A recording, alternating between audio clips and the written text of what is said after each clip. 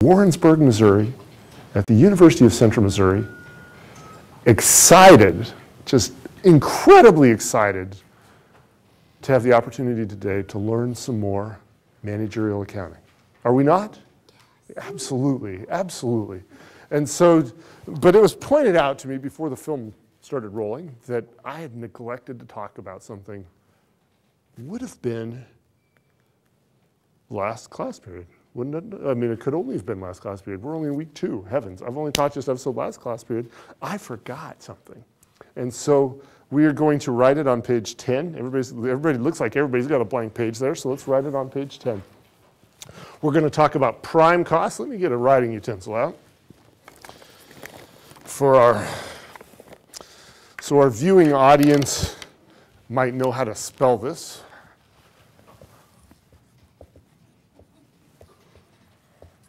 Prime costs. What are prime costs? That was a specific question that was asked. Prime costs are direct materials plus direct labor. Okay?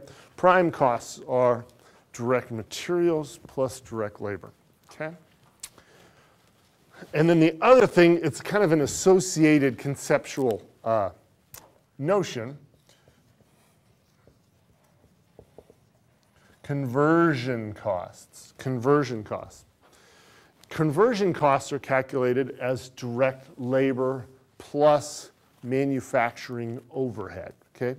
Direct labor plus manufacturing overhead. So prime costs, if I gave you the right definition, direct materials plus direct labor. Conversion costs, direct labor plus manufacturing overhead. And conceptually, what conversion costs are the costs to convert direct materials into a finished product. Okay? So that's what that is conceptually. The costs to convert direct materials into a finished product. And so prime costs happen to be, all the non-conversion, or all the non-overhead costs, kind of the prime movers and shakers, if you will, of the manufacturing process, materials and labor. So is that better? Yes, thank you. You are very, very welcome, and thank you for bringing that to my attention. And so now what I want to do is spend a few moments reviewing what we learned last class period, hopefully. Hopefully. What, Megan, what are product costs?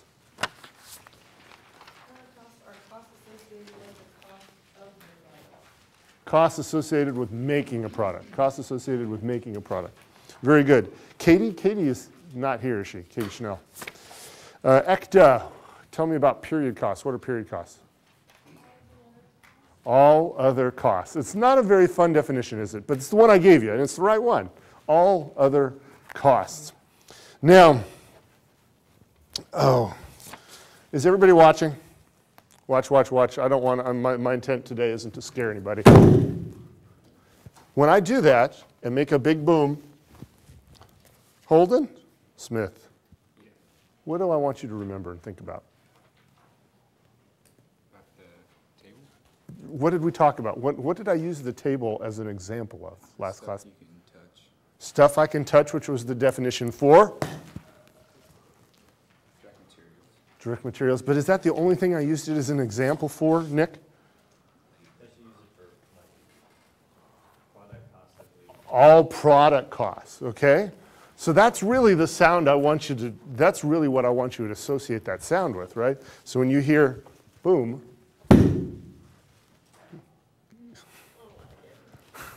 when you hear boom, I want you to think product costs.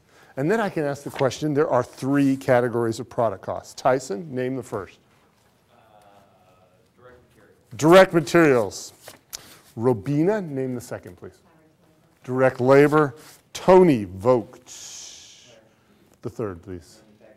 Manufacturing overhead. Define for me, please. Brittany, what is direct materials? Direct materials is Everything you can touch. Not very complicated, is it? Or kick, as the case may be. Tyler Warren. Tyler, there we go. Direct labor. Definition, please. People that made or touched it. All the people that made or touched it. Kylie Weaver. That's a pretty close to the front row person. What's manufacturing overhead? all other product costs.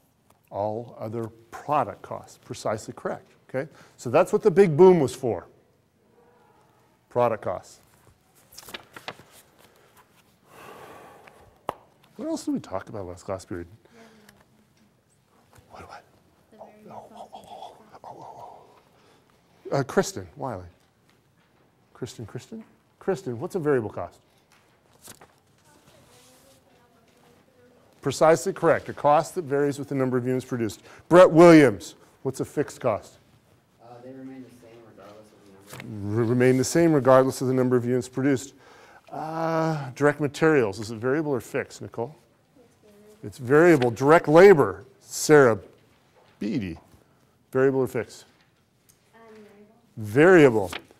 JJ, manufacturing overhead, variable or fixed?